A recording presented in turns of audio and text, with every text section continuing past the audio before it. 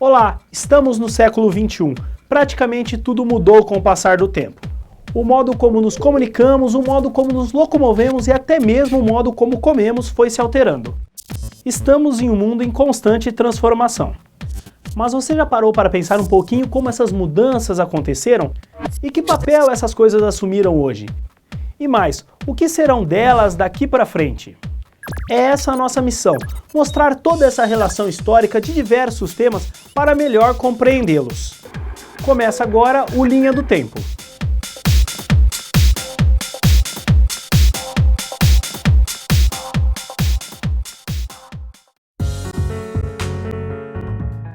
Não existe um consenso da origem do trânsito, uma vez que as atividades humanas se fundamentaram no ato de se deslocar de uma área para outra. Mas o grande avanço nos meios de transporte ocorreu com a invenção da roda. Alguns historiadores acreditam que o equipamento já era utilizado 5.500 anos antes de Cristo. Porém, o primeiro registro mais aceito do instrumento é da Suméria em 3.500 anos antes de Cristo. Os primeiros relatos de problemas no trânsito vêm do Império Romano.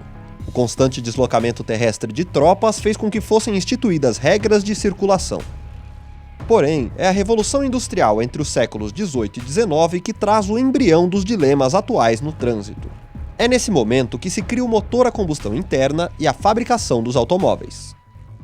O primeiro carro chega ao Brasil em 1897. Relatos dão conta que ele veio da França, pertencendo ao ativista José do Patrocínio. Outro grande marco ocorre em 1954, quando Juscelino Kubitschek assume o poder e, com a política de 50 anos em 5, incentiva a indústria automobilística nacional. Para falar sobre a evolução do trânsito ao longo dos anos, recebemos Arquimedes Raia Júnior.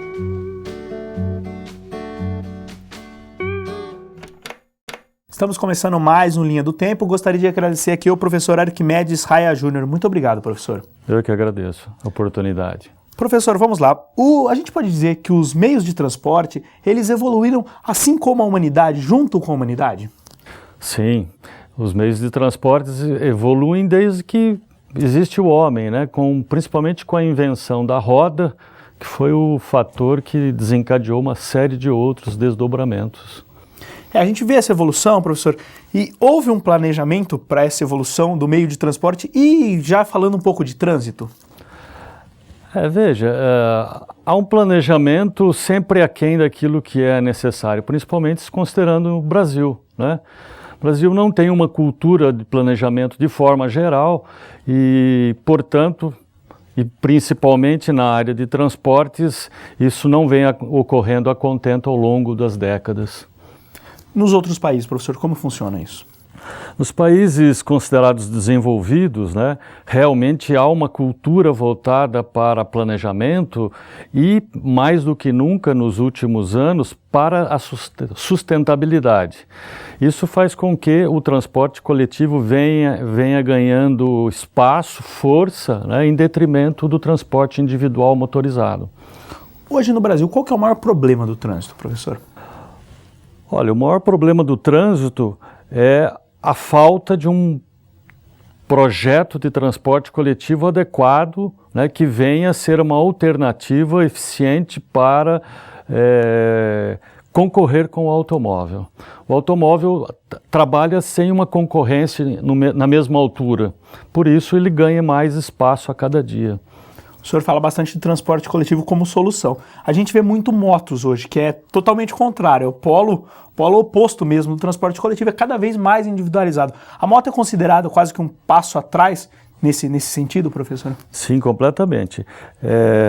A moto é um modo de transporte característico de países pouco desenvolvidos. Se você observar países asiáticos, africanos, são países de baixo desenvolvimento, onde a frota de moto é muito grande, o que não ocorre em países desenvolvidos, como Estados Unidos, Bélgica, Suécia, Dinamarca, etc.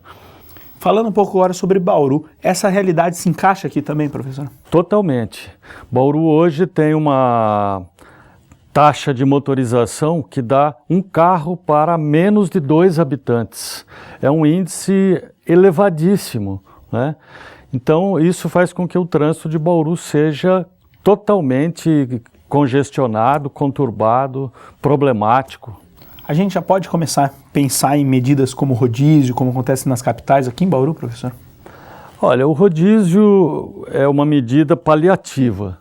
Aliás, o rodízio de São Paulo começou não por interesses de mobilidade, de fluidez do trânsito. Ele começou para atender questões ambientais. E depois não conseguiram mais retroceder, né, porque tirou 20% da frota.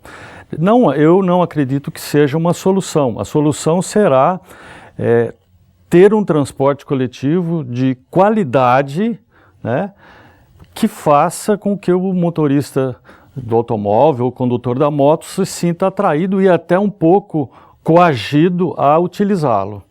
Eu acho que são duas medidas que caminham paralela. Uma, oferecer o transporte com qualidade, dar alternativa, e a outra é criar condições que inibam o uso do automóvel e da moto. Isso, além de desafogar o trânsito, contribui diretamente para a segurança, professor? Ah, sem dúvida nenhuma, né? Hoje no Brasil nós temos uma taxa de mortalidade que continua crescente e esse crescimento da curva de mortalidade, ela se dá mais fortemente por conta dos acidentes com motos. A mortalidade por automóveis está mais ou menos nivelada, está mais ou menos homogênea, equilibrada. Então a moto é que está puxando a curva de mortalidade para cima. Professor, a gente fala dessas soluções, por que elas não acabam sendo aplicadas efetivamente pelos governos, poder público? Olha, é uma série de questões. São questões políticas, são questões econômicas, né? Questões culturais. Você precisa ter um planejamento muito bem feito. Nós já temos uma lei, né? O Plano de Mobilidade Sustentável, portanto já temos a ferramenta para fazer, mas por um outro lado nós temos o governo que faz questão dos impostos, né? E portanto incentiva através de ampliação de prazos de financiamento, de redução de cobranças de IPI. Então isso tudo faz com que o habitante, a pessoa, né, se sinta atraída, né, num dado momento de ter o seu próprio veículo, né, o sonho de cada um, tá certo? Então é preciso trabalhar com várias vertentes simultaneamente. Entendi. Professor, a gente também fala bastante do uso da bicicleta, até por conta da sustentabilidade. As cidades estão preparadas para abrigar esse ciclista durante o trânsito? De forma alguma, né? São Paulo está tentando criar uma cultura e também uma infraestrutura para transportes. Mas eu diria que antes disso, ou paralelo a isso, é preciso trabalhar bastante a questão da educação para o trânsito, onde a convivência do veículo motorizado com o não motorizado, no caso a bicicleta, e mesmo com o pedestre, tem que ser repensada, tem que ser mudada, né? Porque senão vai ser uma mortalidade enorme, né? Por exemplo, no caso de Bauru, nós temos uma série de ciclovias que não são interligadas, que não atendem aos interesses de origem e destino, portanto, você incentivar a bicicleta dessa forma não tem nenhuma eficácia. Professor, o senhor tocou no ponto de Bauru. Existe uma grande polêmica há cerca de 20 anos na cidade, que é o viaduto, que foi uma promessa de desafogar o trânsito numa região. Isso vai ter um resultado? Agora, finalmente, acabaram as obras. Isso vai ter alguma efetividade mesmo, professor? Olha, infelizmente, na minha opinião, ele não vai servir para muita coisa, não. Ele foi construído apenas uma parcela de um projeto inicial, né, que embora seja uma bela obra de engenharia, era totalmente inadequado para as necessidades da cidade, que teria, por exemplo, na ampliação ou na extensão da Avenida Nuno de Assis, por exemplo, até a Vila Dutra, com uma eficácia muito maior do que esse viaduto. Esse viaduto liga nada a lugar nenhum, ele não tem, nas extremidades, ele não tem a infraestrutura adequada para a operação, né? Ele vai operar de uma forma improvisada. Então acredito que nós teremos muitos problemas de operação, embora a quantidade de veículos que vai trafegar pelo viaduto, na minha opinião, será muito baixa. Já ainda nesse ponto, a Bauru faltam vias de grandes ligações. A gente tem Nações Unidas, Getúlio Vargas, a própria Duque, mas faltam algumas vias, né, professor? Tanto que a Rondon acaba sendo muito utilizada. Sim. Primeiro que nós não temos um anel viário, né? Segundo que o nosso sistema viário principal, o sistema viário estrutural, que é composto por essas vias que você está dizendo, eles não se interligam, né? Então você toma, por exemplo, a Avenida Comendador Marta, né? Ela, a um certo momento, ela termina na Praça Portugal. Tem uma continuidade na Getúlio Vargas, mas isso na região sul. Para a região oeste, leste, centro, não tem uma continuidade, né? Então são várias outras vias importantes na cidade que não se interligam, portanto não criam esses corredores, né? Fazendo com que os veículos tenham que trafegar por ruas, avenidas secundárias. E os veículos crescendo, né? A frota crescendo. Frota crescendo. Então, com essa frota que nós temos hoje, a tendência é que o trânsito piore a cada vez mais. Cada ano vai ficando pior. Professor, existe uma consciência de ambas as partes também. O senhor falou de uma questão cultural. Só para a gente finalizar, isso que eu acho que é o mais importante, né? Tanto o poder público oferecer condições para que o transporte público seja incentivado, quanto a pessoa também adotar. É exatamente essa fórmula que encaixa para a solução? A pessoa tem dois aspectos que eu entendo. Um é que o brasileiro, existe no brasileiro uma certa paixão pelo automóvel, né, pelo motorizado, etc. E com essa melhoria no nível de renda da classe C, esse sonho do brasileiro tornou, pelo menos até agora, né, possível. Então, o sonho das pessoas é comprar o seu carro, comprar a sua moto, independer do transporte coletivo, que é, em geral, de péssima qualidade. Então, isso é um problema cultural que vai ser difícil de ser enfrentado, quer dizer, só com o tempo, né? Por um outro lado, é preciso fazer ações, né? Porque precisa melhorar o trânsito. Então, precisa ter ações que mudem essa realidade, que tem que começar pela melhoria do transporte coletivo. Então, na medida que você tenha um sistema de transporte de qualidade, você pode, então, começar a restringir o uso do automóvel. Por exemplo, retirando estacionamento, criando horários de utilização. Existe nas cidades europeias, por exemplo, proibição de entrada do automóvel na região central da cidade, né? Essa é uma medida coercitiva, quer dizer, então você devolve esse espaço para a população.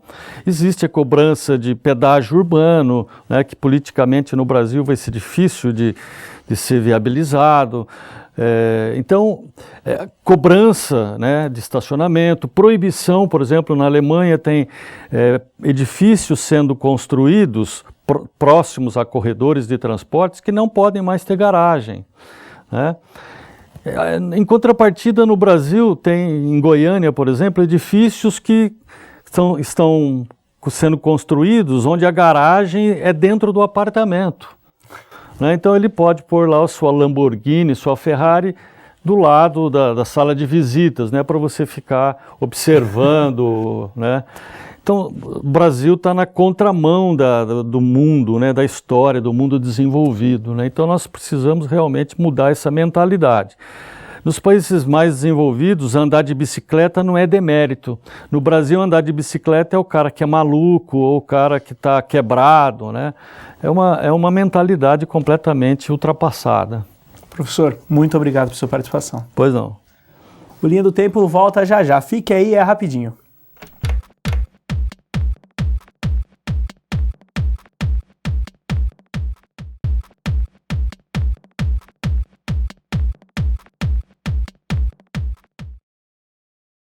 No bloco anterior do Linha do Tempo, você conferiu como o trânsito ganhou contornos problemáticos com o passar do tempo.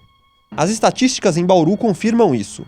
Segundo dados da Endurbe, em 2014 foram 6.474 acidentes de trânsito dentro da cidade. Desses, 1.860 resultaram em feridos. Os números de morte no trânsito também assustam. Em todo o ano passado foram 33 vítimas fatais no perímetro urbano de Bauru, isso sem contar as rodovias que cortam o município. Outro dado revelador é que de todas as mortes, 20 envolviam pessoas em motocicletas. Os atropelamentos também preocupam bastante. 169 pedestres foram atingidos por veículos nas vias bauruenses em 2014. Desse total, 11 não resistiram. Para falar mais sobre a segurança no trânsito, recebemos José Sérgio de Souza.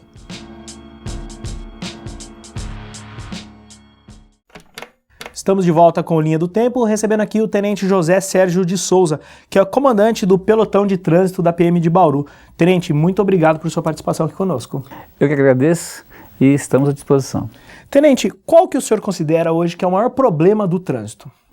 Em Bauru hoje, né, o grande trabalho que nós fazemos no trânsito, que considero um problema e temos que encontrar a solução para isso, é o caso dos acidentes de trânsito envolvendo motos e também os atropelamentos, né? Nós temos na cidade, para você ter uma ideia, o ano passado foram 33 mortes, 33 vítimas fatais no trânsito e nesse contexto, 24 desses acidentes envolveram motocicleta e pedestres.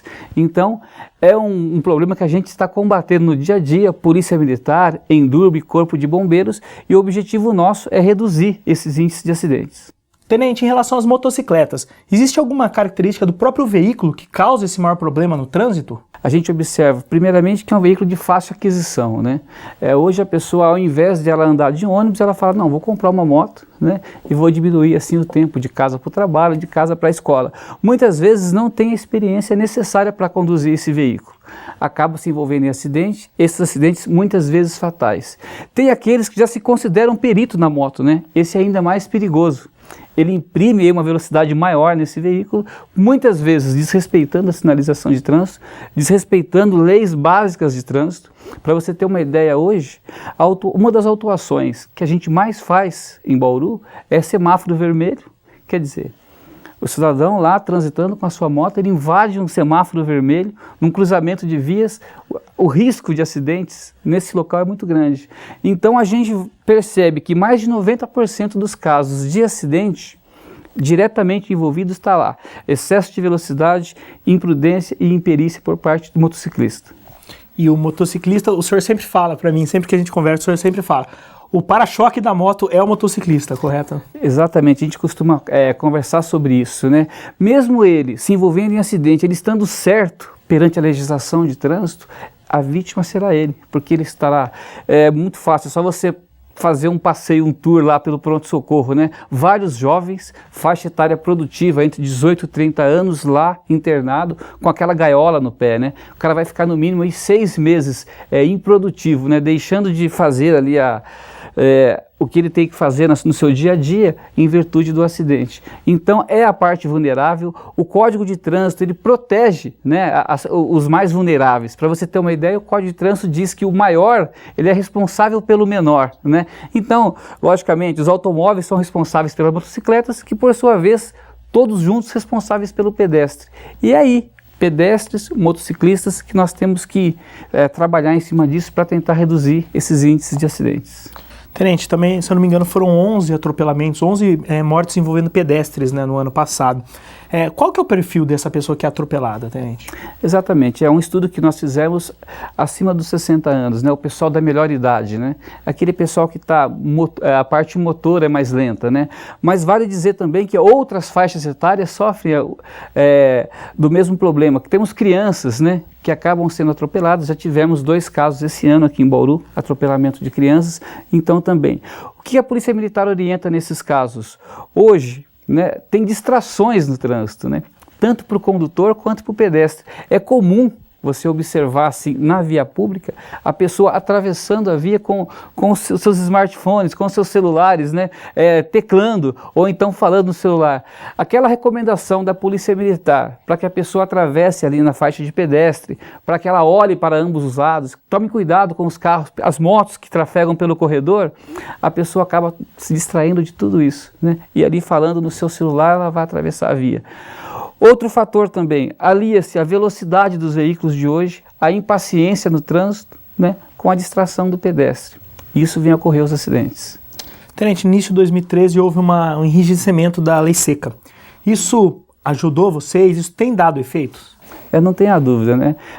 A Polícia Militar nós atuamos diariamente, mas principalmente nos finais de semana. Nós fazemos operações de trânsito voltadas exclusivamente para o consumo de álcool, né? Então utilizamos o etilômetro, que a gente chama de bafômetro, né? E isso tem dado bastante resultado.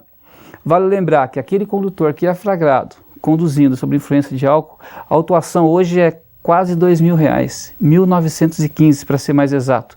A suspensão da sua habilitação por 1 ano. Então quer dizer, são penalidades rígidas, né, e que vem contribuindo aí para diminuir um pouco os acidentes de trânsito. Vale lembrar que nos bloqueios realizados pela Polícia Militar, 10% dos condutores ingeriram bebida alcoólica, em menor ou maior grau, mas acabam ingerindo. E as penalidades, tanto quanto as medidas administrativas que nós tomamos, são bem rígidas. Outro ponto, Tenente, a gente conversou no bloco anterior com o professor Arquimedes, ele fala bastante do transporte coletivo, incentivo ao transporte coletivo. O senhor concorda que essa que é a saída para o trânsito mesmo? Na verdade, criamos um monstro, né, do trânsito, né, esse monstro gigante, e agora nós temos que domá-lo, né? E para isso passa pelo transporte público. Não tenha dúvida, Bauru hoje comporta mais de 250 mil veículos, destes quase 60 mil são motocicletas. Então, a alternativa para o futuro, não tenha dúvida, que passa pelo transporte coletivo. Voltamos àquela tecla que sempre conversa sobre isso, um transporte coletivo de qualidade e com eficiência, né? Isso, mais a consciência da população, né, que nós precisamos de harmonia no trânsito, né? Vai chegar uma época em Bauru que será necessário talvez aí, que se aplica em São Paulo hoje, que é com relação às placas, né? O rodízio das placas, na verdade, né?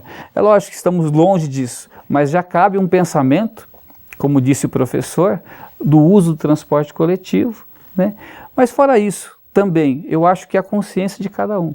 Eu acho que todo mundo, cada um, ao sair da sua casa, ele tem que, ao entrar no automóvel, primeiro pensamento, vou chegar, né? Não tentar resolver todos os seus problemas dentro do veículo. Para você ter uma ideia, ô Vitor, celular, né? Você pega as principais infrações de trânsito, uso do celular, excesso de velocidade, semáforo vermelho, desrespeito à faixa de pedestre. São regras básicas de trânsito. Se você, cada um fizer a sua parte, a gente consegue reduzir. Tenente, o senhor falou um pouco dessas fiscalizações com os etilômetros. Quais outras ações da Polícia Militar aqui em Bauru para tentar conter esse monstro do trânsito? Exatamente. O dia a dia da Polícia Militar.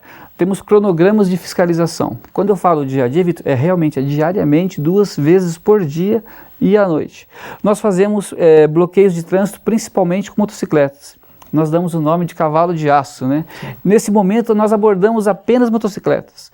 O foco é furto, roubo de motos e orientação com relação ao trânsito. Então, policial militar, as motos que passam pelo bloqueio são abordadas, depois de conferida a documentação e a parte criminal do condutor, nós passamos para a parte de fiscalização de trânsito, onde observamos as condições reais do veículo, documentação pessoal do condutor e a documentação do veículo.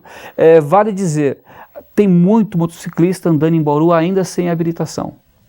Então a gente percebe que o principal objetivo do cidadão é comprar a moto para depois procurar a habilitação, quando logicamente deveria ser o inverso, né? Então tem muitas coisas a ser feitas. Fazemos a operação Cavalo de Aço, fazemos essa operação exclusiva, combate ao alcoolismo, que é a operação Direção Segura. A Polícia Militar, nós fazemos a operação com o OCR, que é um aparelho que nós temos, né? Radar inteligente. O radar inteligente, exatamente. Esse radar inteligente, no bloqueio que nós fazemos, ele nos dá ali as informações online, para nos dizer se aquele veículo é produto de furto, de roubo, qualquer restrição que esse veículo venha a ter, nós temos conhecimento na hora ali. Vale lembrar também que nessas operações, esse equipamento nos dá se o veículo está com a documentação em ordem ou não. Então, cada operação que fazemos, vários veículos são recolhidos por falta de documentação. Importante lembrar ao condutor que não basta ele adquirir o seu veículo, né? Ele tem as despesas de licenciamento, de impostos, ele tem combustível. Então, eu acho que é uma maneira de repensar, né? Quando você sai da sua residência com o seu veículo, você sabe tudo o que aquele veículo contém. Se ele está em condições de transitar, se os pneus estão bons, se os outros equipamentos estão em ordem, principalmente se a documentação dele está em ordem, né? Porque é complicado você chegar para o cidadão e falar, senhor, vamos recolher o seu veículo, né? mas ele já sabe disso, né? E sai de casa. Então a orientação que a gente sempre passa, procure antes de sair de casa, olhar a documentação, verificar os equipamentos obrigatórios, se a sua habilitação não venceu. Então é um conjunto de regras que são básicas, né? Sim. Que tem que ser, o pessoal tem que estar atento para que não tenha esse dissabor no trânsito. Tem, só para a gente finalizar, seja pedestre, motociclista, condutor de veículo, qual é a orientação, a mensagem que o senhor passaria para que a gente consiga aí conviver com essa harmonia que o senhor falou? Exatamente, eu acho que tudo passa pela serenidade, né? É a questão do hábito, né? Costumo dizer que quando você sai da sua casa e você andou 10 metros com o seu veículo, vem aquela sensação, olha, estou sem cinto, você para, puxa o cinto, trava o seu cinto de segurança devidamente, você está tendo uma consciência. E isso acontece aos poucos, né? É esse hábito de fazer as coisas direito, Vitor. É esse hábito de você entrou no carro, colocou o cinto de segurança. É o hábito de você manter uma distância segura do veículo da frente. Uma das dicas de direção segura que nós damos é que cada motorista, cada condutor tente prever o que o da frente está fazendo.